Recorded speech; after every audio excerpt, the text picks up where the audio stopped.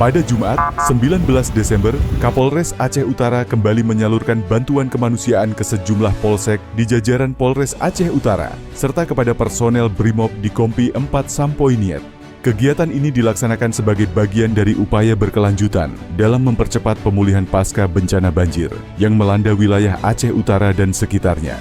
Bantuan yang disalurkan berupa tandon air bersih, pompa air, dan mesin genset yang merupakan bantuan dari Mabes Polri. Sarana tersebut akan difungsikan untuk membantu kebutuhan masyarakat terdampak banjir, sekaligus mendukung proses pemulihan serta operasional kepolisian di Polsek, Polsubsektor, dan Satuan Brimob yang mengalami dampak langsung akibat bencana banjir pada akhir November lalu.